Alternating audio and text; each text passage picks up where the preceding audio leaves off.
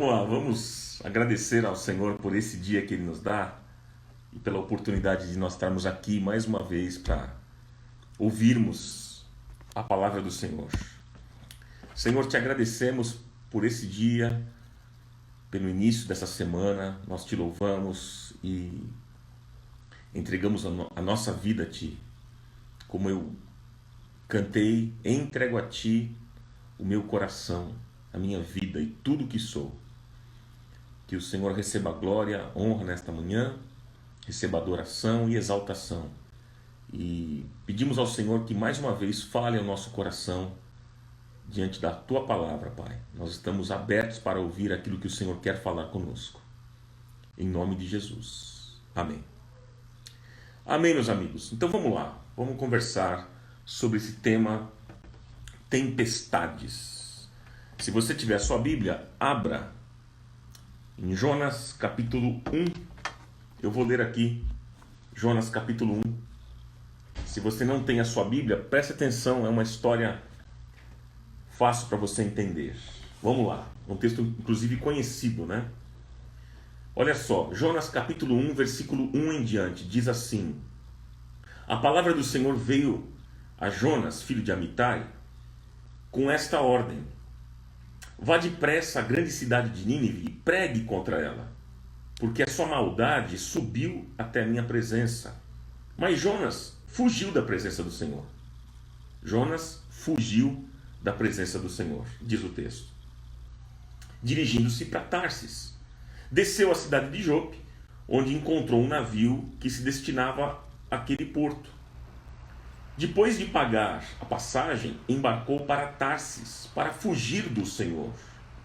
O Senhor, porém, fez soprar um forte vento sobre o mar e caiu uma tempestade.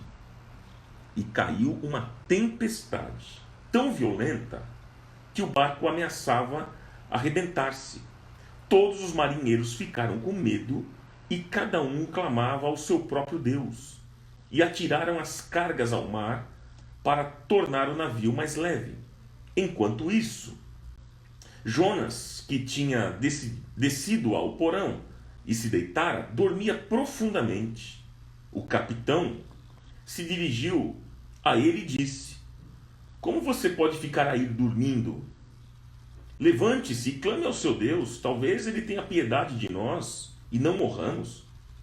Então os marinheiros combinaram entre si: Vamos lançar sortes para descobrir quem é o responsável por essa desgraça que se abateu sobre nós. Lançaram sortes e a sorte caiu sobre Jonas.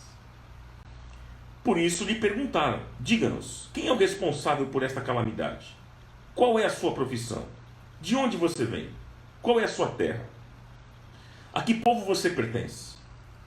E ele respondeu: Eu sou hebreu, adorador do Senhor, o Deus dos céus, que fez o mar e a terra. Então os homens ficaram apavorados e perguntaram: O que foi que você fez? Pois sabiam que Jonas estava fugindo do Senhor, porque ele já lhes tinha dito. Visto que o mar estava cada vez mais agitado, eles lhe perguntaram: O que devemos fazer com você para que o mar se acalme? E respondeu ele: Peguem-me e joguem-me ao mar, e ele se acalmará. Pois eu sei que é por minha causa que esta violenta tempestade caiu sobre vocês. Ao invés disso, os homens se esforçaram ao máximo para remar de volta à terra, mas não conseguiram, porque o mar tinha ficado ainda mais violento. Eles clamaram ao Senhor: Senhor, nós suplicamos, não nos deixe morrer por tirarmos a vida deste homem. Não caia sobre nós a culpa de matar um inocente, porque tu, ó Senhor, fizeste o que desejavas. Em seguida, pegaram Jonas e o lançaram ao mar enfurecido, e o mar se aquietou. Tomados de um grande temor ao Senhor, os homens lhe ofereceram um sacrifício e se comprometeram por meio de votos. E por último, versículo 17: O Senhor fez com que um grande peixe engolisse Jonas, e ele ficou dentro do peixe 3 dias e 3 noites. Até aqui é a nossa leitura, amigos. Então vamos lá. Me responda. Por que às vezes as coisas dão errado, mesmo quando nós fazemos tudo certo? Você sabe me dizer? Por quê? Vou repetir a pergunta. Vamos ver se você consegue me ajudar a entender. Por que às vezes as coisas dão errado, mesmo quando fazemos tudo certo? Me respondam, por favor.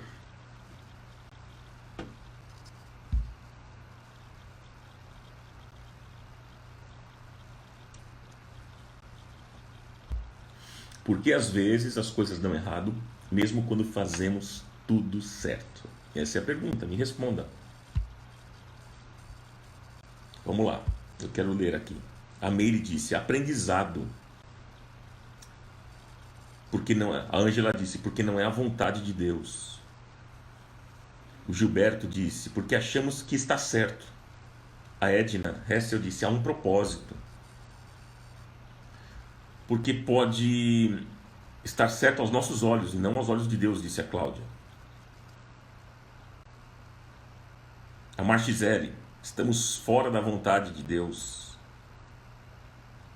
Vamos lá, me respondam.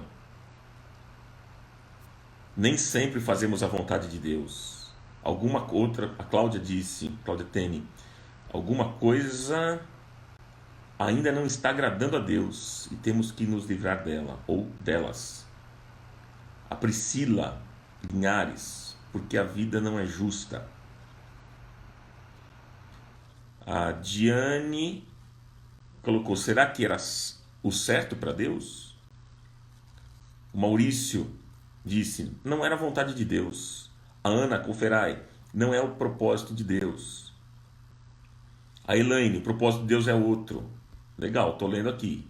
Os planos de Deus são mais altos do que os meus, por causa da desobediência, porque somos precipitados. Olha lá, e o pessoal está respondendo, que legal. Porque não é o nosso tempo, é no tempo de Deus. A Gleiciane disse, porque depende dos propósitos de Deus. A Débora disse, quero saber, pastor. Pois é. Vamos lá. Porque o dar errado também faz parte do nosso processo de crescimento. Legal, vamos lá. Porque fazemos primeiro a nossa vontade. Olha só, a pergunta para quem está chegando agora, a pergunta é, por que às vezes as coisas dão errado mesmo quando fazemos tudo certo?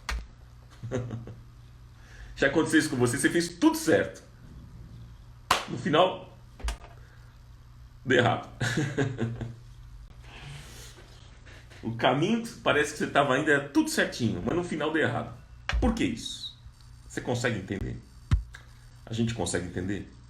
Claro que a gente coloca algumas ideias aqui e que realmente fazem sentido. Mas às vezes a gente não entende. A gente não entende. Os caminhos de Deus são diferentes dos nossos caminhos, não é? E a gente não entende algumas coisas. Enfim, meus amigos. Enfim, eis a questão. Eis a questão. Eu estou lendo tudo aquilo que vocês estão dizendo. A Juliana Xisto disse, é um teste. É isso aí. Célia disse, não era a vontade de Deus. Enfim. Bom, vamos lá, gente. Deixa eu fazer outra pergunta para vocês. O diabo sempre está por trás de todo problema, de toda dificuldade? Você acredita nisso? Que o diabo sempre está por trás de todo problema? Todo problema que você vive, o diabo sempre está por trás disso? De toda dificuldade que você enfrenta?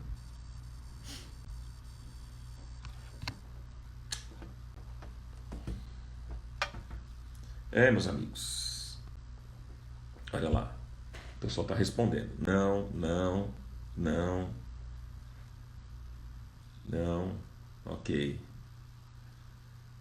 Legal. Então vamos pensar sobre esse tema aqui, que é tão importante para todos nós.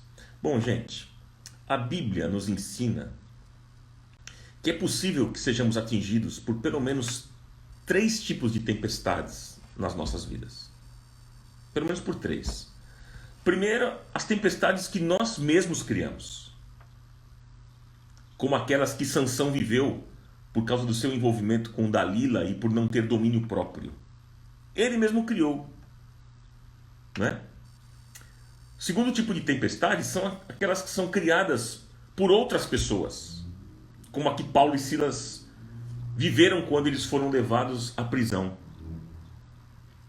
Ainda outro tipo de tempestade são aquelas causadas pelo próprio Deus, como essa de Jonas. Foi o diabo que causou essa tempestade? No texto que a gente acabou de meditar, foi o diabo que causou a tempestade? Me diz, me responda. O texto deixou claro para nós aqui. O texto deixou claro para nós. Versículo 4. O Senhor fez soprar, não foi o diabo. O Senhor fez soprar um vento forte sobre o mar. E caiu uma tempestade tão violenta que o barco ameaçava arrebentar-se. Gente, a verdade é a seguinte, é que ninguém gosta de tempestades. Tempestades, a gente pode dizer que são os problemas desta vida, as dificuldades, as adversidades. Apesar, meus amigos, de sermos advertidos que nós seremos provados, muitas vezes nós enfrentamos grandes problemas ao nos depararmos com as tempestades desta vida, com as nossas dificuldades. Mas a pergunta, é a seguinte: como permanecer calmo, sereno, manter a coragem e a confiança em Deus, não importando as circunstâncias, quando eu estou em crise no meu trabalho, quando eu estou em crise dentro de casa com os meus filhos, ou com o marido, ou com a mulher, ou com alguém da própria igreja? Como que eu posso me manter calmo? Ter coragem e confiança em Deus? Não é verdade? Como não sucumbir se forças para além das minhas teimam em me ameaçar? Como? Olha, a Bíblia diz, amigos, que todas as coisas cooperam para o nosso bem. Todas. Inclusive as coisas que nós estamos vivendo no dia de hoje. Todas as coisas têm por objetivo final o bem daqueles que amam a Deus.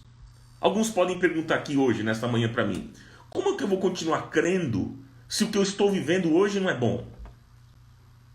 Ah, Ronaldo, existe algum aspecto positivo numa dificuldade, numa tempestade? Tudo isso parece ser complicado, né, gente? Parece ser difícil a gente entender, é complexo. Sejamos sinceros.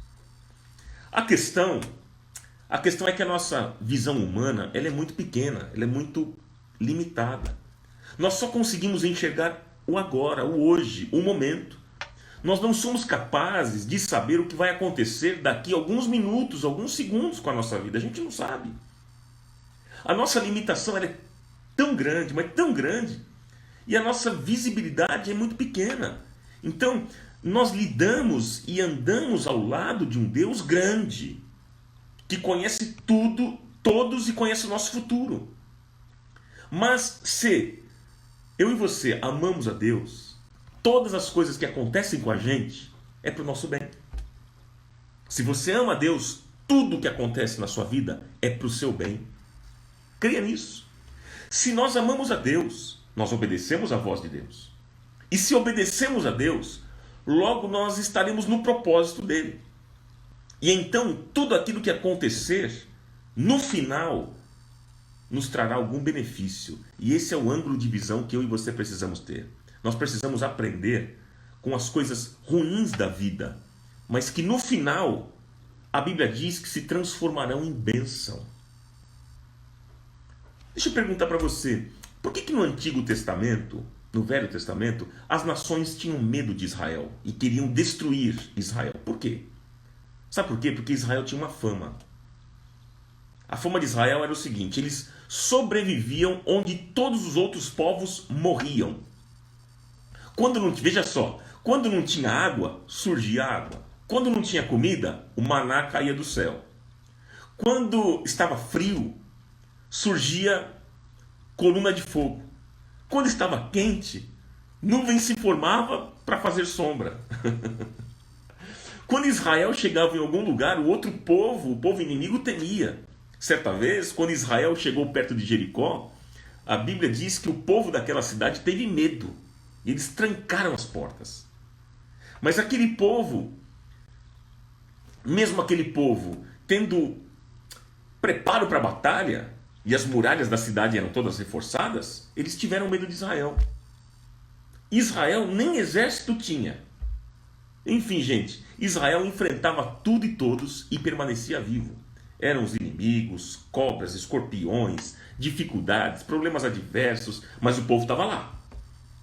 Estava firme e forte, estava lá. Né? A gente costuma brincar, né? Parece gente ruim, né? Porque dizem que gente ruim não morre. Gente ruim não morre. Acho que esse deve ser o sinal de longevidade, né? Gente ruim pode perceber. Parece que gente ruim, o cara é tão ruim, tão mal, tão perverso e tem uma saúde irritante. Uma excelente saúde, não acontece nada, não pega uma doença, nem uma gripezinha, nada. Assim era Israel. Era um povo imorrível. Ai, meus amigos. Veja, quando todos pensavam que Israel havia sido destruída, agora acabamos com Israel.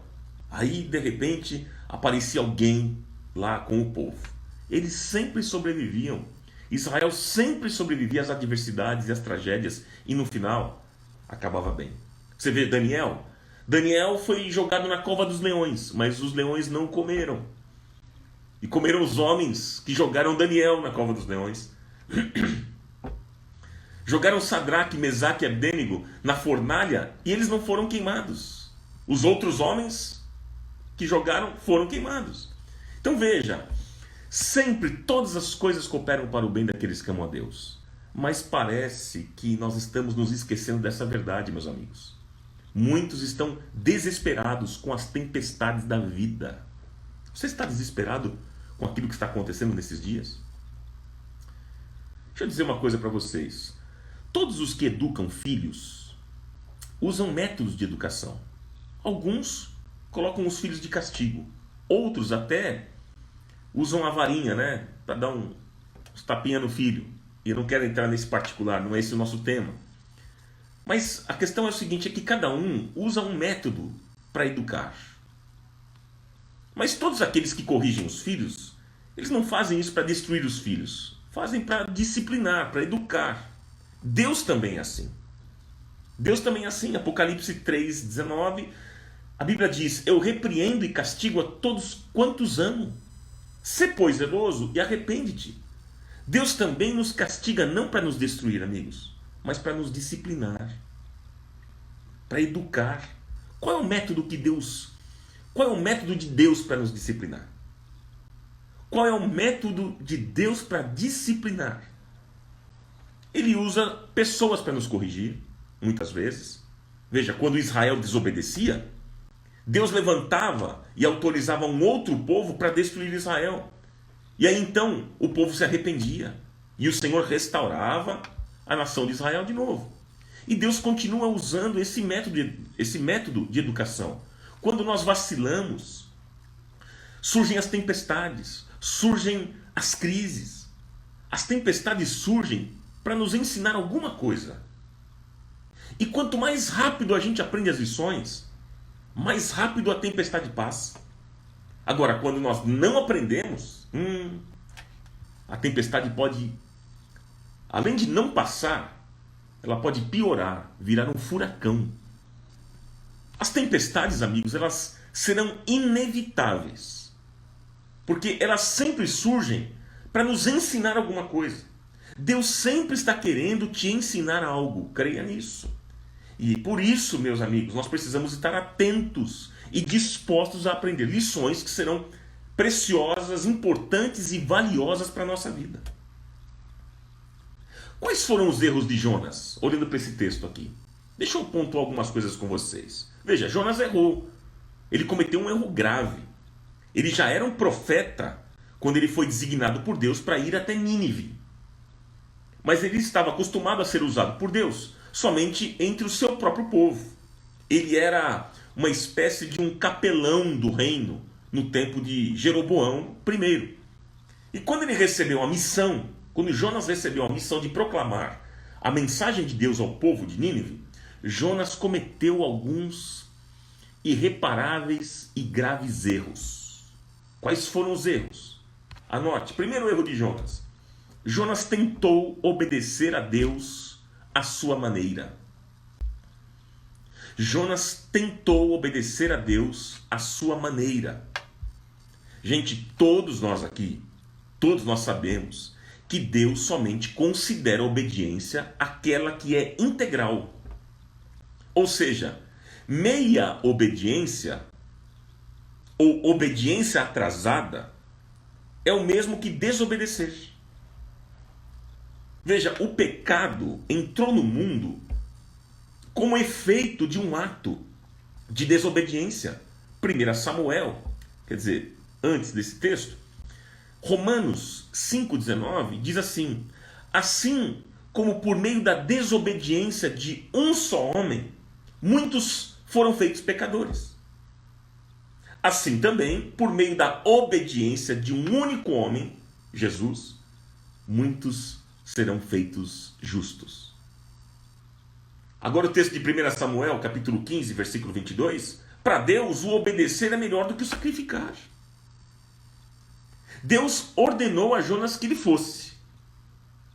E ele foi. Ele decidiu ir. Só que ele decidiu ir para um lugar da sua escolha.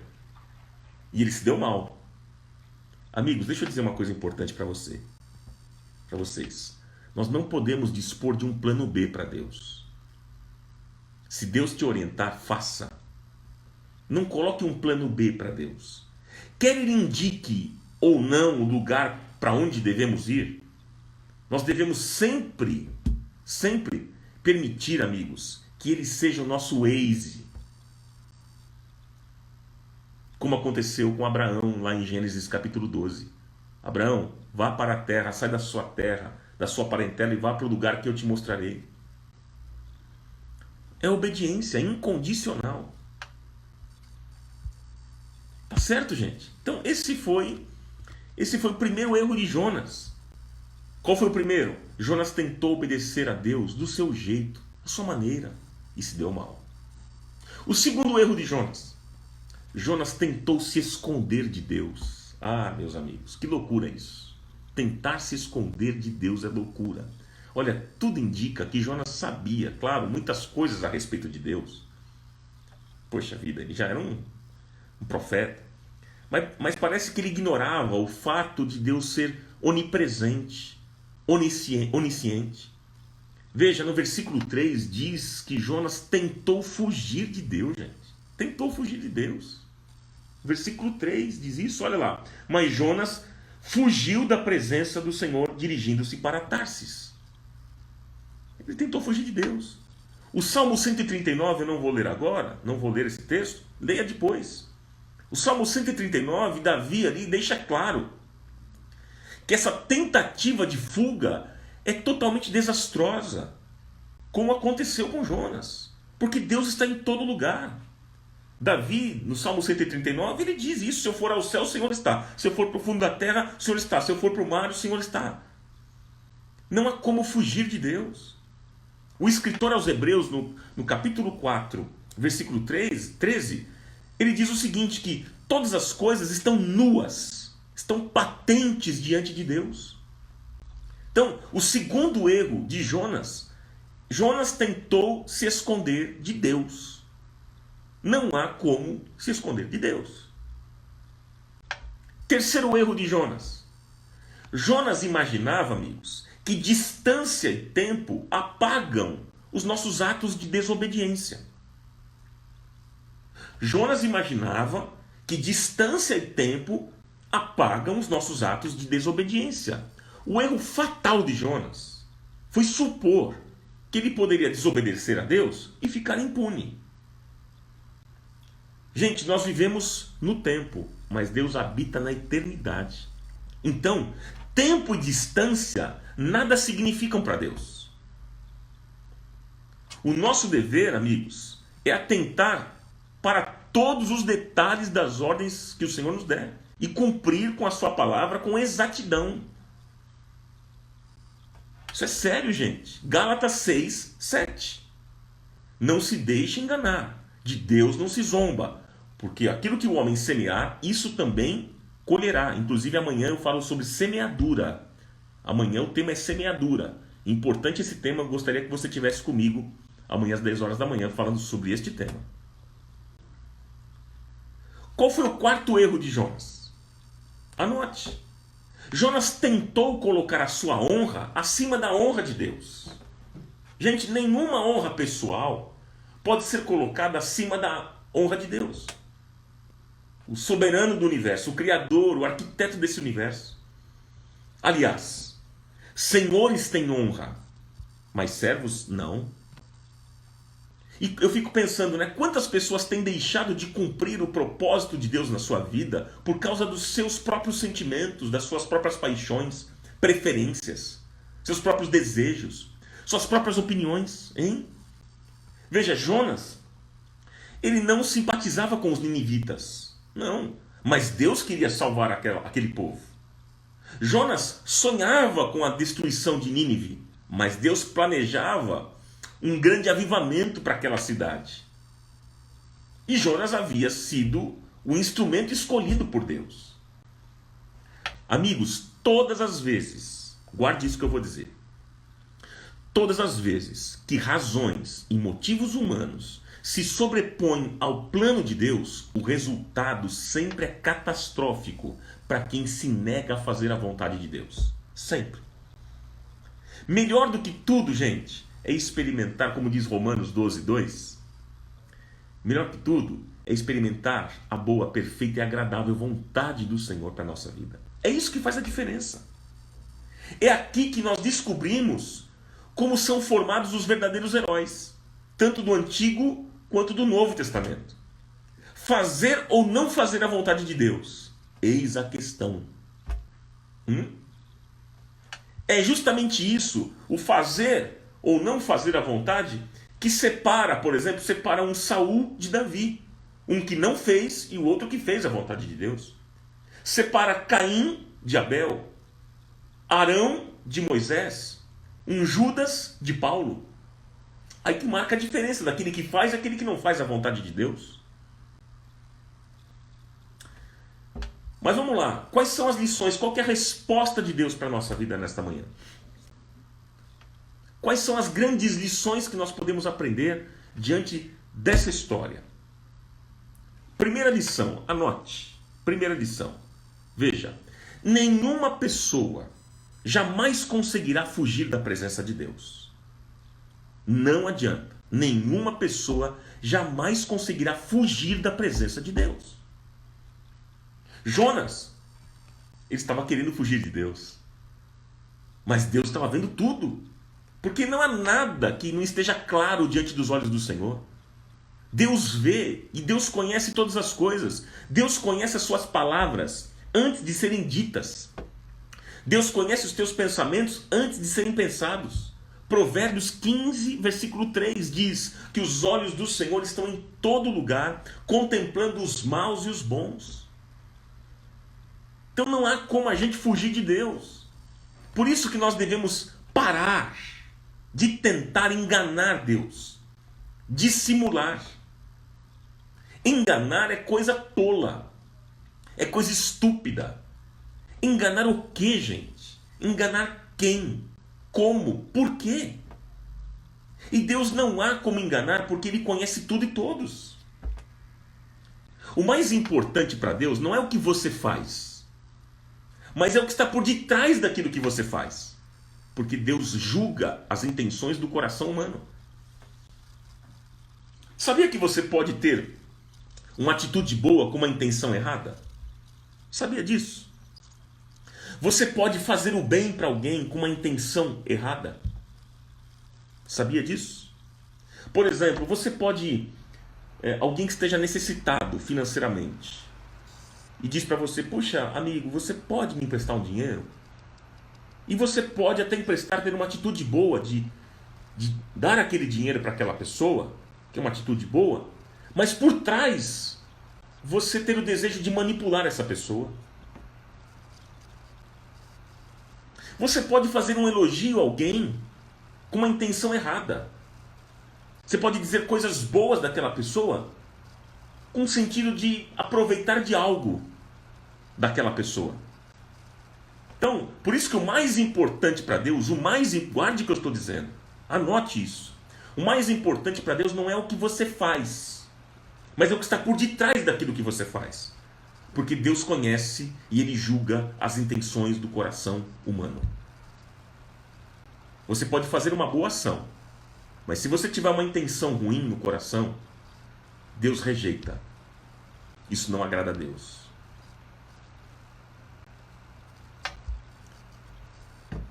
Então, a primeira resposta de Deus para a nossa vida hoje é: nenhuma pessoa jamais conseguirá fugir da presença de Deus. Ele vê todas as coisas. Ele está em todo lugar. Segundo, anote. As tempestades, amigos, não são para nos destruir, e sim para nos salvar. Essa tempestade que você está vivendo hoje não é para te destruir, é para te salvar. Veja, quem é que enviou uma grande tempestade? Quem? Foi o diabo? Não. O texto deixa claro. O texto deixa claro. Versículo 4. O Senhor fez soprar um forte vento sobre o mar e caiu uma tempestade tão violenta que o barco ameaçava arrebentar-se. Foi o Senhor que mandou. Agora me responda. Essa tempestade foi enviada para quem? Responda aí, eu quero saber se vocês estão atentos. Vamos lá. Essa tempestade ela foi enviada para quem? Responda para mim. Vou aguardar você responder. A tempestade foi enviada para quem? A tempestade desse texto. Vamos lá. A Mônica respondeu Jonas. A Martizere Jonas. A Miss Serradura Jonas. O Reginaldo Jonas. Tá? Japa Jonas. Ana Jonas. Neuza Jonas. Então vamos lá. Legal, vocês estão respondendo. Maravilha, vocês estão atentos, tá aqui prestando atenção no que eu estou falando. Vamos lá. Que legal. Jonas, tá. Bom, deixa eu dizer para vocês então. Vocês estão respondendo. Deixa eu responder para vocês. Essa tempestade não foi enviada para Jonas. Pegadinha, né? Ai, Jesus. A tempestade foi enviada para quem, gente? Não foi enviada para Jonas. A tempestade foi enviada para o capitão do navio, que vendeu o ingresso para Jonas entrar. Veja, olha só, queridos. O capitão, ele tentou de todas as formas controlar o navio naquela tempestade. Eles tiraram sorte entre eles e caiu Jonas como problema do navio. Deus denunciou. Deus denunciou. O capitão, ele confrontou Jonas. O capitão foi diante de Jonas e falou assim: cara, quem é você? Da onde que você veio? Qual é a sua terra? Qual é a sua origem? E aí Jonas confessou que ele desobedeceu a Deus. Veja, presta atenção no que eu vou dizer. Existem tempestades que só vêm para denunciar que tem gente errada na sua embarcação. Por isso que a tempestade não foi para Jonas. A tempestade foi para o capitão. Porque existem tempestades que elas vêm para denunciar que tem gente errada na sua embarcação. Tem gente errada na sua vida. Tem coisa errada dentro do seu barco. Tem coisas erradas dentro da sua vida que não deveriam estar ali. E Deus denuncia. Não para que você naufrague, mas para que você jogue fora do seu barco aquilo que possa te fazer vir a naufragar. Veja, Jonas comprou o ingresso do navio porque estava ali mais fácil, mais barato diante das suas condições financeiras, de repente. Cuidado para quem você vende o ingresso. Você, isso. Cuidado, você que é o capitão do seu navio. Cuidado para quem você vende o ingresso, quem você deixa entrar na sua embarcação, quem você deixa entrar na sua vida, quem você deixa entrar na sua família, quem você deixa entrar nos seus negócios. Seja mais seletivo. Seja mais seletivo com relação a isso, porque Deus vai mandar uma tempestade para denunciar com o objetivo de resguardar você. Tenha cuidado com isso. Terceiro, anote aí. Anote. Qual que é a resposta de Deus diante de tempestades? Veja, jogue fora da sua vida tudo aquilo que não agrada a Deus. Jogue fora da sua vida tudo aquilo que não agrada a Deus. Amigos, jogue o Jonas para fora. Nossa, ó, presta atenção, você tem aí o teu marido se chama Jonas, eu não estou falando dele, não é para você pegar o teu marido e jogar pela janela. Embora eu sei que algumas mulheres estão doidas para fazer isso. Mas não é isso que eu estou falando. Joga esse problema, joga aquilo que está errado da sua embarcação, joga para fora. No texto, joga o Jonas para fora. Mas olha que interessante, amigos. A Bíblia diz, no versículo 13, que os marinheiros tiveram dó de Jonas e não queriam jogar ele no mar. Eles não queriam.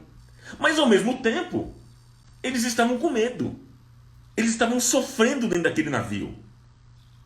Então, veja o que eu vou dizer. Preste atenção nesse final aqui, que é importantíssimo. Preste atenção.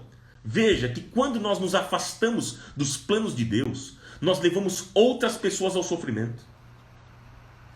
Você vê, Jonas se afastou dos planos de Deus. O que aconteceu? Ele levou outras pessoas ao sofrimento.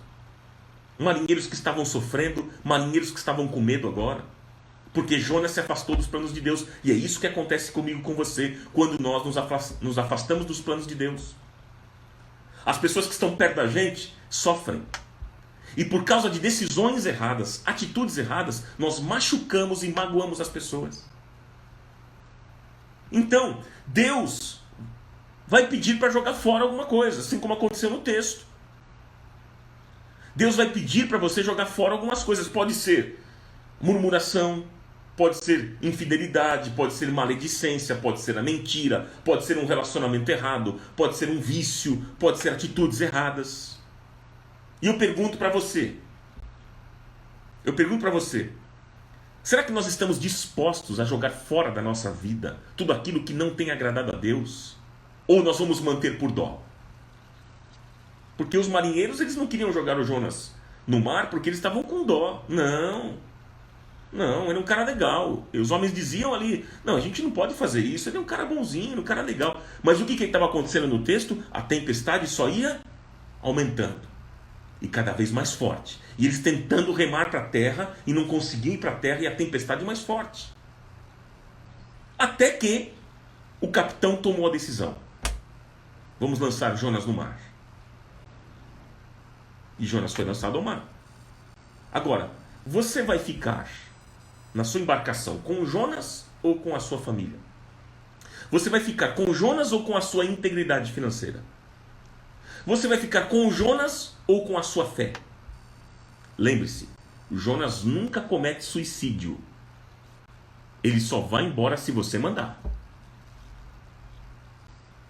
Ele nunca comete suicídio. Ele só vai embora se você mandar. Você consegue entender a linguagem? Gente, essa tempestade, ela veio como denúncia. E não para afundar o navio do capitão. Talvez, meu amigo, meu irmão, minha irmã, a tempestade que você está vivendo hoje seja portadora de uma mensagem que tem alguma coisa ou alguém na sua vida que precisa ir embora. Você precisa colocar para fora, você precisa jogar fora.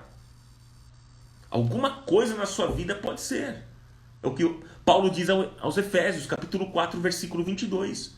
Ele diz, vos despojeis do velho homem, que se corrompe pelas concupiscências do engano, e vos renoveis no espírito da vossa mente, e vos revistais do novo homem, que segundo Deus é criado em verdadeira justiça e santidade. Alguma coisa que de repente você vai ter que lançar fora. Esse seu egoísmo, essa avareza, essa sua crítica destrutiva, a maledicência, a maldade, a inveja, alguma coisa de repente você vai ter que lançar fora. Porque enquanto você estiver mantendo na sua vida, você terá sérios problemas, a tempestade só vai aumentar. E o pior, vai afetar aqueles que estão perto de você. Assim que o capitão jogou o Jonas para fora do barco, o que aconteceu? A tempestade passou e o capitão conseguiu prosseguir a viagem com integridade do seu navio. Provavelmente, amigos, depois desse episódio, eu acredito que o capitão deve ter sido mais seletivo com quem entrava no seu barco.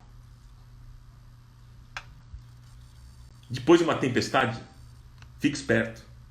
Seja mais seletivo com o que ou quem entra na sua embarcação. Fique atento. Veja, eu quero encaminhar para um final aqui para a gente orar sobre isso. Veja bem, muitos olham para as tempestades com uma visão fatalista. Muitos pensam que as tempestades são mais fortes e que não podem enfrentá-las porque serão destruídos. Mas isso não é uma verdade, porque como diz Romanos 8:28, todas as coisas cooperam para o bem daqueles que amam a Deus. Nós precisamos fazer a leitura correta das nossas crises, amigos. Fazer a leitura correta e aprender as lições. O que você hoje precisa abrir mão? O que é que precisa ser jogado fora hoje na sua vida, hein? Será que esse texto de Romanos 8:28, que diz que todas as coisas cooperam para o bem daqueles que amam a Deus, será que esse texto vai se cumprir apenas na vida dos outros e não na nossa vida? Claro que não. Vai se cumprir também na nossa vida, porque nós também amamos a Deus.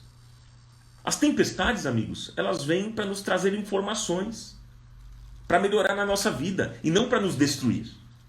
A maior garantia de vitória nas tempestades é ter a presença de Jesus no nosso barco. A nossa vida não vai ser fácil. No mundo tereis aflições. A vida só será fácil, a vida só será mais fácil se Jesus estiver no barco. Porque ele vai estar com você no meio da tempestade. E esse barco não vai afundar. Porque quando o barco que Jesus está, não afunda. Vem o vento, vem a tempestade, vem o agito do mar, mas o barco não vira.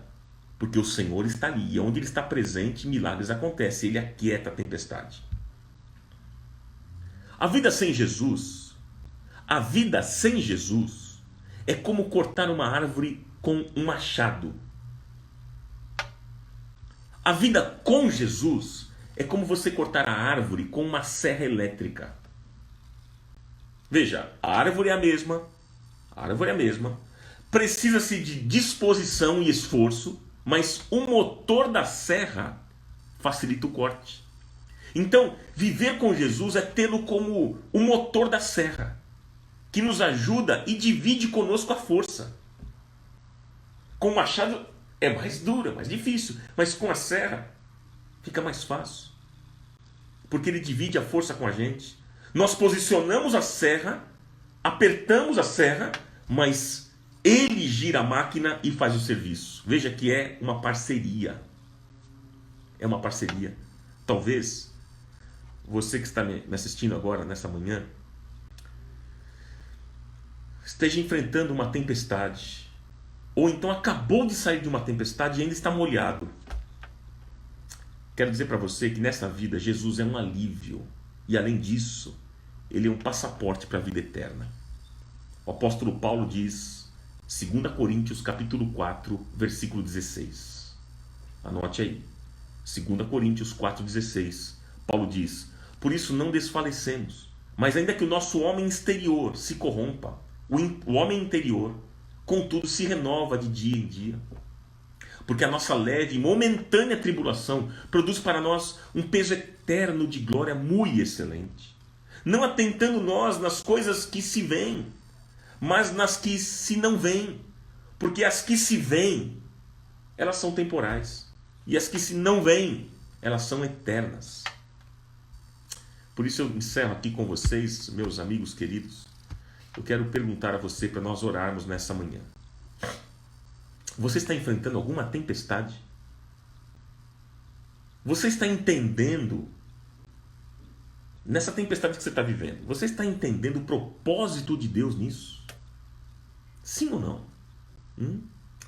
Você identifica, depois que você escutou essa mensagem, você identifica alguma coisa na sua vida que não agrada a Deus e que precisa ser jogado fora?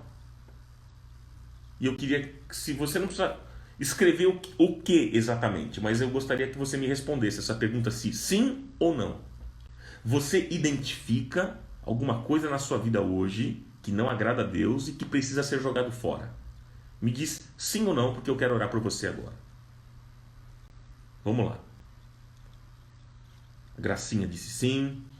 A Jaque disse sim. A Aline sim. A Meire sim.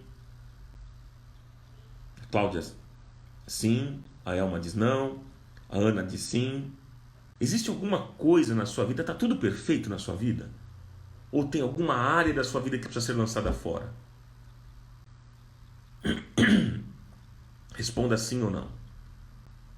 Alguma coisa que você precisa rever ainda hoje. Alguma situação. Que bom que vocês estão sendo honestos, sinceros. Porque nós vamos orar nessa manhã. Eu quero orar por você, abençoar a sua vida. Que bom. Nós vamos orar. Pai, em nome de Jesus, eu oro nesta manhã, crendo naquilo que a tua palavra diz. Todas as coisas contribuem para o bem daqueles que amam a Deus, daqueles que são chamados segundo o seu propósito. Eu creio na tua palavra, eu creio no teu amor, creio que tu és um Deus fiel, justo, soberano. Não há nada que nós podemos esconder diante dos teus olhos. Tua palavra diz que os teus olhos estão em todo lugar, contemplando os bons e os maus. Pai, existem coisas na nossa vida que precisam ser tratadas, na minha vida e na vida dos meus irmãos. Eu te peço nesta manhã que o Senhor venha nos purificar. Mostra, Senhor, às vezes tem áreas que a gente nem enxerga. A gente nem enxerga. A gente não sabe, a gente coloca o Jonas na nossa embarcação, mas a gente nem sabe quem é, o que é. E por vezes as tempestades surgem. Senhor, mas revela para nós. Revela quais são as áreas, quais são as coisas da nossa vida que nesta manhã precisam ser lançadas para fora. Que a gente precisa despojar. Precisamos retirar. Oh, Pai amado, ajuda-nos. Como Paulo disse, despojeis do velho homem que se corrompe pelas concupiscências do engano, e vos renoveis no espírito da vossa mente, e vos revistais do novo homem. É isso que nós queremos para a nossa vida, Senhor. Ajuda-nos, Pai, revela-te a nós. Esta palavra foi para a minha vida, foi para a nossa vida nesta manhã, e eu sei que o Senhor está fazendo uma grande obra. A obra que o Senhor começou na nossa vida, o Senhor está aperfeiçoando a cada dia. Ajuda-nos, Pai, abra os nossos olhos para que a gente enxergue onde é que nós estamos falhando. O que é que nós estamos errando, Senhor? Para que a gente possa ter a oportunidade nesta manhã de lançarmos fora da nossa embarcação aquilo que não está te agradando. E essa tempestade vai passar. Essa tempestade vai cessar. Nós cremos assim. Eu peço que a tua bênção esteja sobre a vida dos meus irmãos nesta manhã, durante toda essa semana, as lives que nós teremos aqui todos os dias, com os temas que iremos abordar, que o Senhor fale, continue falando poderosamente ao nosso coração. Toca-nos, Pai. Tira todo o desânimo, tira todo o cansaço, toda a fadiga, Pai, que possamos estar ligados, Senhor, todos os dias neste horário, para a gente aprender mais do Senhor e crescermos como pessoas, nos tornarmos seres humanos melhores. Oh, Pai, pessoas que fazem aquilo que realmente te agrada o teu coração. Que seja assim, Pai. Eu oro pelos meus irmãos. Que o Senhor livre os meus amigos e os meus irmãos de todo problema, de toda doença, de toda peste, de toda contaminação. Senhor, livre os meus irmãos, protege, preserva a saúde dos meus irmãos neste tempo, Pai, que vivemos. Em nome de Jesus, preserva, Senhor, a parte financeira, Senhor. Muitas pessoas perdendo emprego. Pai, tem misericórdia, Senhor, dos meus irmãos. Guarda a vida financeira de cada um deles, que não venha faltar absolutamente nada. Guarda, Senhor, a família. Guarda os relacionamentos. Guarda, Senhor. Em nome de Jesus eu oro. Seja assim para o teu louvor e para a tua glória. Amém. Amém, amigos. Um grande beijo, amigos. Bom dia a todos vocês. Tchau.